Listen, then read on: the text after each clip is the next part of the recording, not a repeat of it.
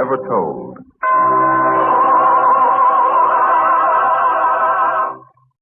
Presented by the United States Armed Forces Radio Service.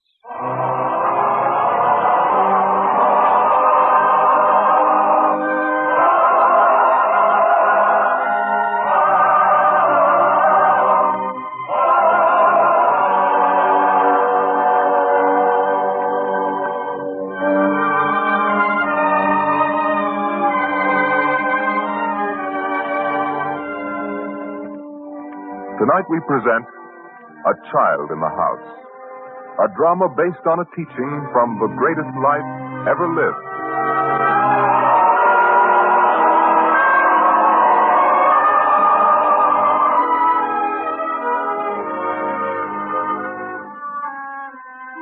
In the town of Jezreel in Galilee, the important merchant Silas is not in the marketplace on this day.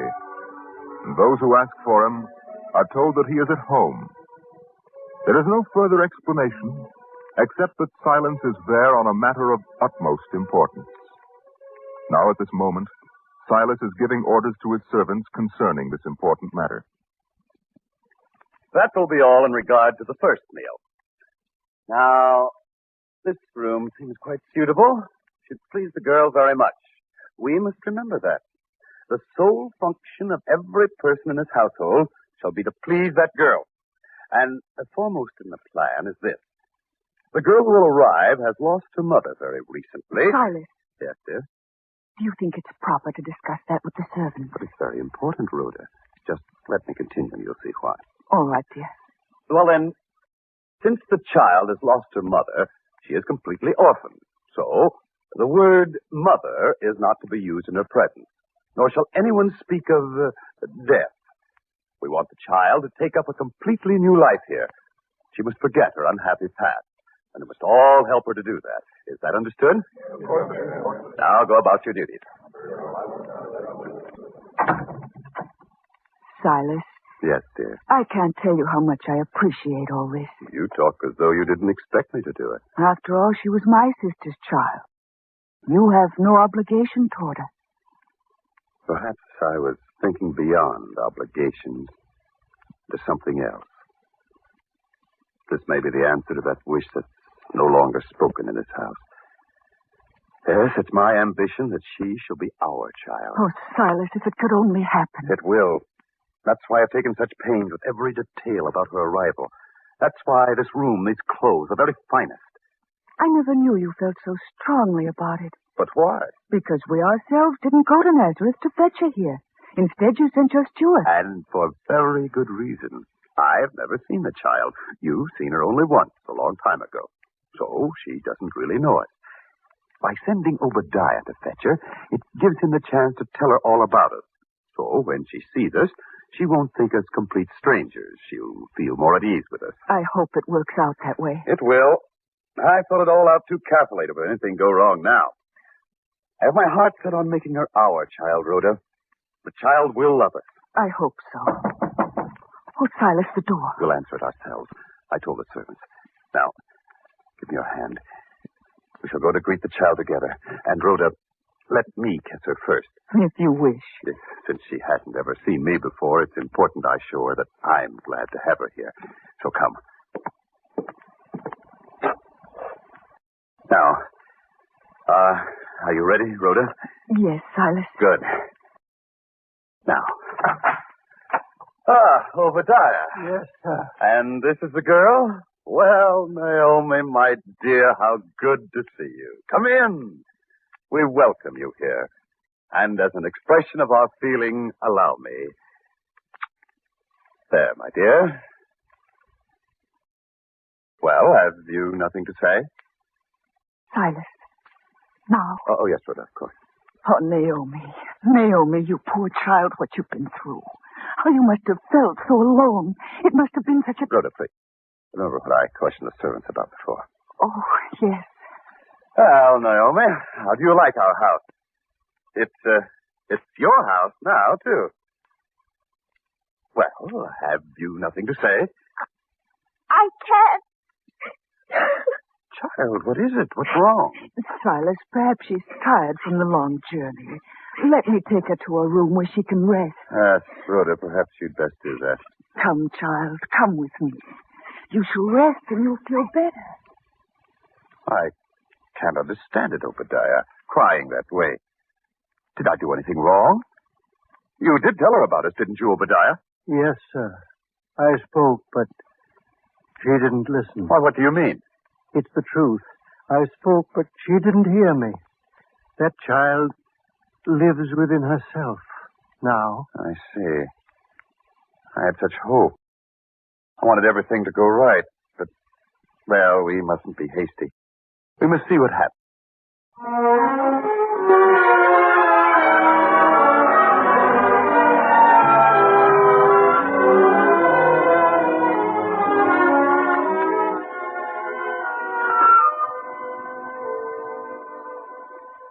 Silas, these past 2 days you've been brooding. Yes, this thing has weighed on me very heavily.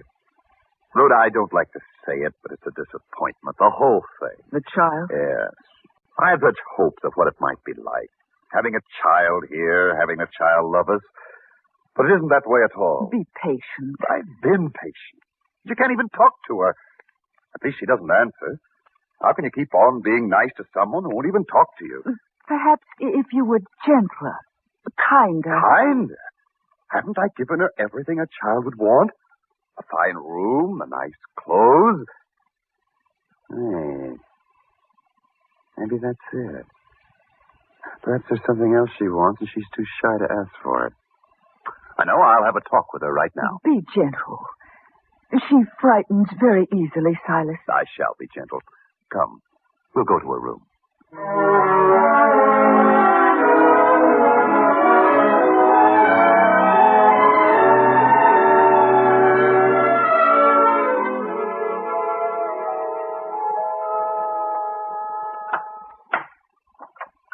Naomi? Yes, sir. Naomi, Well, Silas, what is it? those clothes she wears. My dear child, may I ask what's the meaning of, well, the clothes you have on? They're the same ones you wore when you arrived, dusty and ragged. Yes, sir. But why? Look about this room. The very finest of clothes here. They're yours. We've given them to you. Silas, please. Well, wait, Rhoda. Come here, Naomi. No, don't be afraid of me. Come here. Yes, sir. Now, tell me. Don't you like these new clothes we've given you? I like them. But yet you don't wear them. You wear these. I don't like to say it, child, but even my servants wear better clothes than these. Now, Rhoda, I shall leave you so you can help the child change to these new clothes. Oh, no, I won't wear them. I won't. You mean you prefer these ragged ones? Yes, sir. I don't understand it. We provided these clothes just for you. We made sure they were the finest.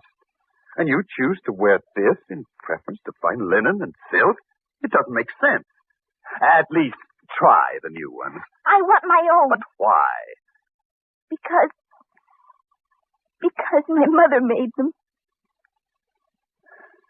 I see. Well, there's nothing I can do then. Rhoda, at least see the child's clothes are washed and mended.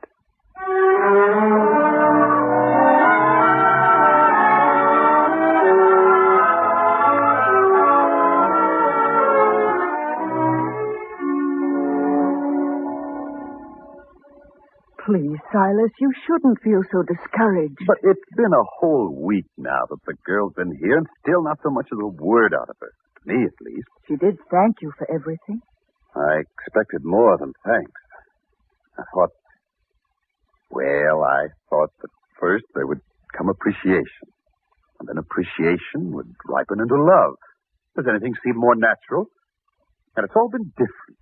She still wears her old clothes. New things lie unused, even unappreciated. All because her mother made the old clothes. She still thinks of nothing but her mother. And why not? The wound is still fresh.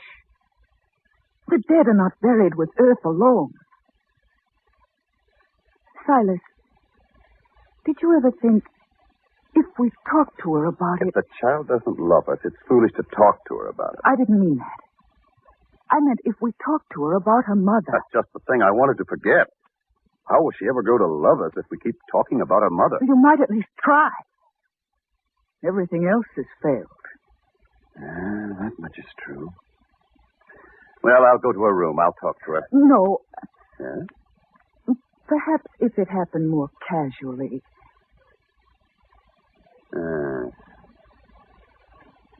You may be right. I know. At mealtime, I'll find a way to broach the subject to her very casually. Then we'll see.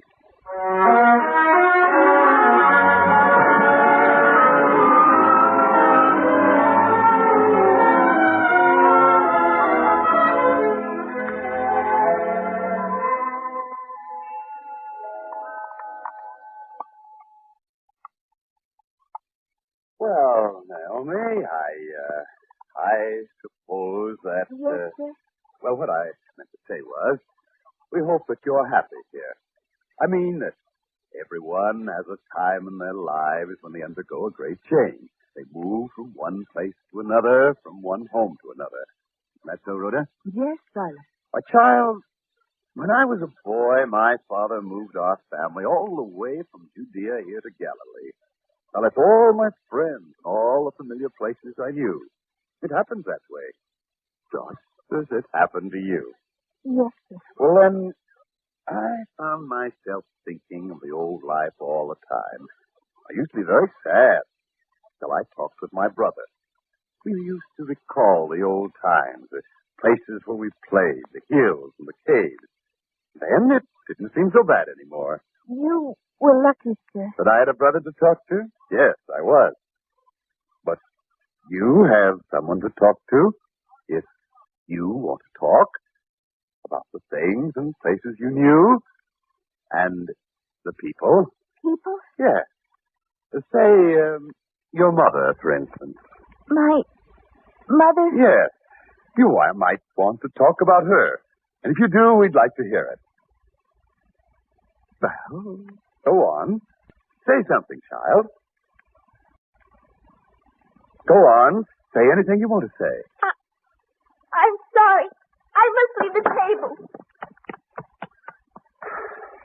You see? I tried as best I could to lead her gently into talking. At first she just sat there and stared. Then her eyes filled up and she ran away. It's all hopelessly wrong. And it's the child's fault. The child's fault.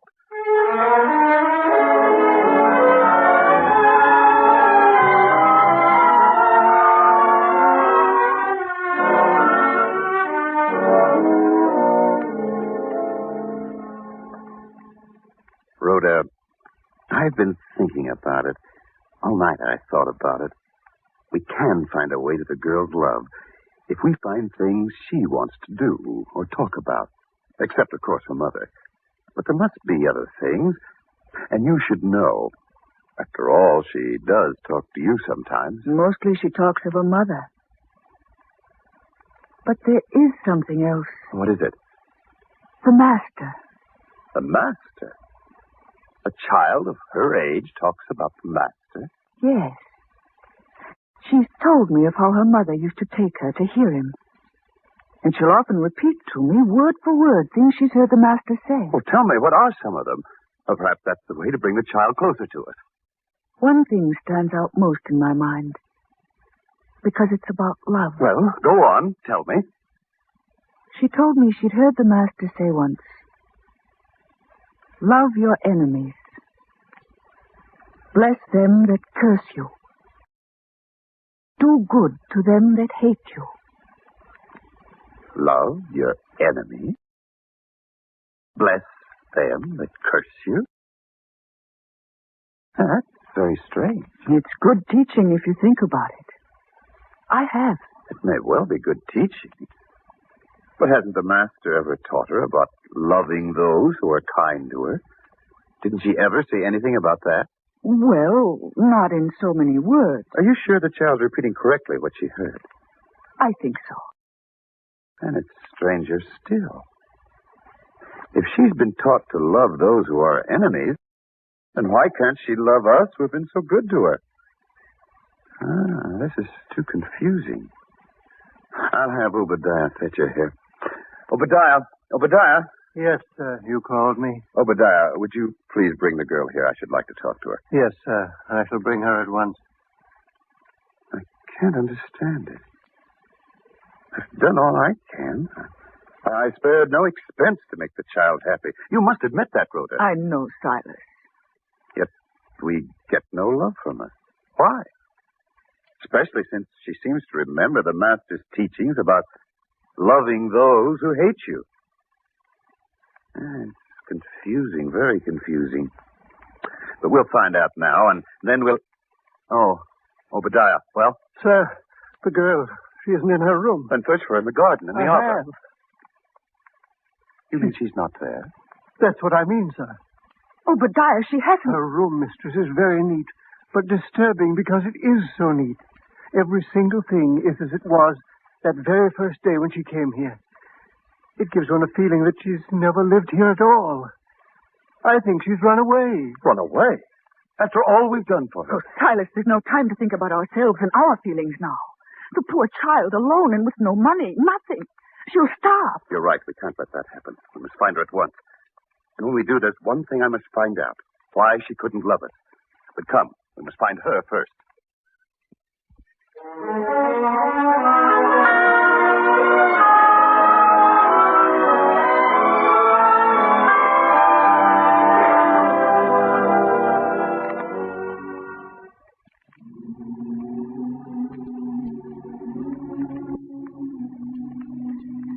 She's not here, Silas. Not here.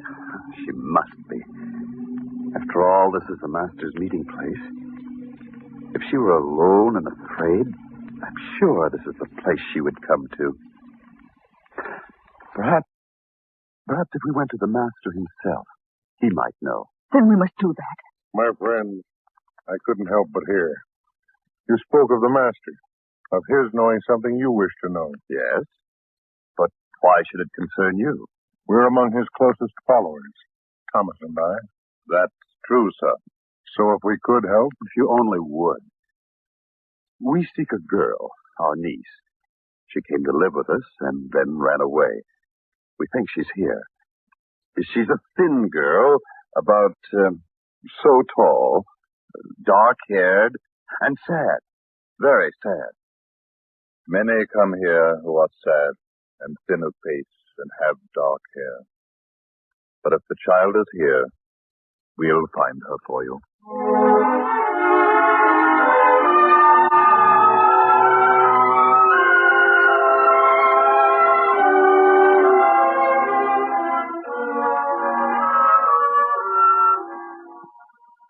Well, we've searched the whole place. It seems the child you seek is not here, Silas. My sister's only child. I'm very sorry, my dear woman. Oh, Silas. Well, perhaps it's best this way. She never loved us. Never even wanted us. I'm sure of that now. How can you say that? Because I know. How? Why do you keep asking how I know? Thomas questions everything. It's his way of learning. Well, I know we did all we could for the child, and she gave us no love in return. And just what did you do for her? Gave her a home, the best of food, the finest of clothes to wear. That's what we did. Is that all? What more can you do to merit love? Mind you, I gave it willingly. I was under no obligation to do it. All I asked in return was a little love. A child in a house where there were no children before. Ah, yes, it's a pity. I knew you'd understand how we felt once I explained the facts. Oh, I meant it was a pity for the girl's sake. For the girl's sake, yes. You know, I believe I could find the girl for you. But it would do no good if you were to find her now. You mean she'll never love us? Silas, before I tell you where the girl is, would you do something to please me? Of course. Come with me. Stand before the Master. Let him hear your complaint against the girl. How you did so much for her and found her loveless. The Master? Yes. Perhaps he would like to know that this child stood before him and heard his words about loving those who hate her, but that she couldn't find it in her heart to love us, who did so much good for her. Yes, Silas, I think that you could do nothing better than to accuse the girl. Why do you say it that way, Thomas? Come with me, and after you have listened to the master, I shall help you find the girl. Come.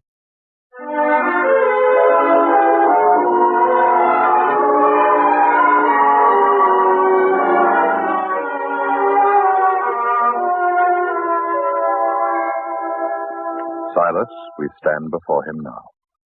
Speak of the girl, of yourselves. Yes, Thomas. I shall try.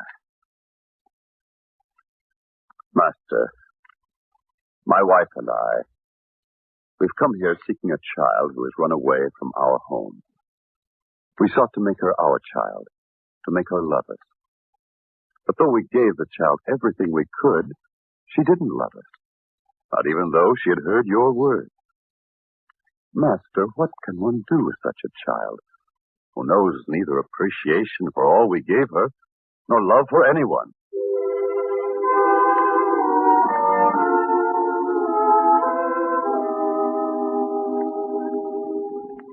Judge not, that ye be not judged.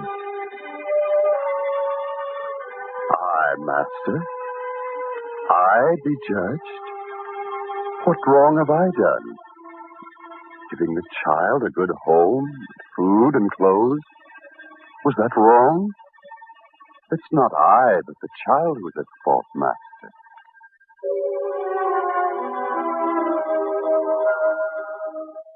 Why beholdest thou the mote that is in thy brother's eye, but considerest not the beam that is in thine own eye?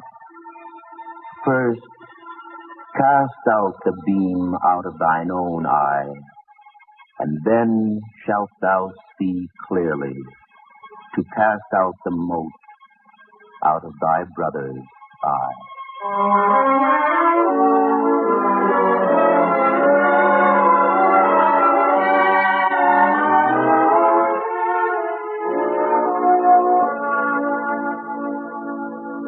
Thomas, what the master said to me, was it my fault that the child didn't love her? Wasn't it, Silas? But I gave her everything I could. Not everything. Oh, there may have been some things I overlooked, but what difference? She didn't even accept the things I did give her. She just didn't love us, that's all. So you accuse her again, do you? First, take the beam out of your eye. First, examine yourself, Silas. True, you gave her bodily comfort, a home, food, clothes. But in return, you sought love. Was it not fair to expect it? Only love can bring forth love. That's why the Master said to us once, "This is my commandment, that ye love one another." Yet of all the things you told the Master you gave the child, love was not one of them. Yet you accused her of not loving you. That's why the Master spoke as he did. Oh, yes, Silas. I understand now. I know now, and it's true. You gave her all things but love, and expected she would love you. Silas, the Master was right. You accused the child of the very thing that was lacking in you. I begin to see now, Rhoda. The fine clothes we gave her, she put aside for the ragged garments her mother made for her.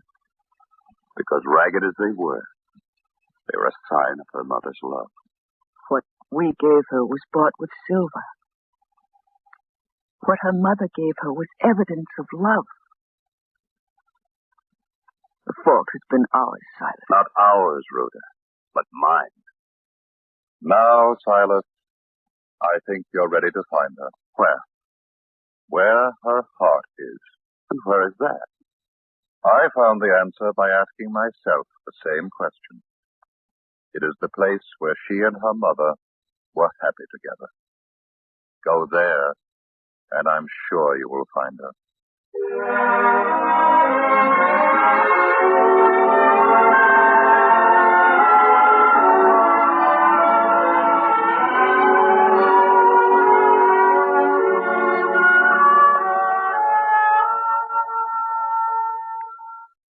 This must be the house. The sentry at the town gate said so. Such a hovel. I didn't know my sister was so poorly off. That poor child is alone. Thomas was right. We'll go in. Who is this? What do you want here? Oh, Yes, child. Your aunt and uncle. We've come to find you. Yes, dear. We thought you might be alone and frightened. I am. But I had to be here. We know. This was your mother's house. But we've come here to make sure you're no longer alone or frightened. You made a long journey to Nazareth just because of me? Yes, my dear. It's because we love you and want to protect you. You love me. I didn't know that. I thought you took me in just to keep me from starving. If I thought that you loved me, that you wanted me, I would have run away. Now I see that you really want me. Yes, child. It's no fault of yours that you didn't know. Perhaps we didn't know either. But we have seen you. The man. Yes. We always wanted you, dear. But that was our difficulty. We thought too much of the love we wanted, not enough of the love you needed from us. The master showed me that when I complained of your not loving me. It was we who didn't give love. How could we have expected it in return? But now, my dear, if you choose to come back with it, I promise that I shall never forget the master's work.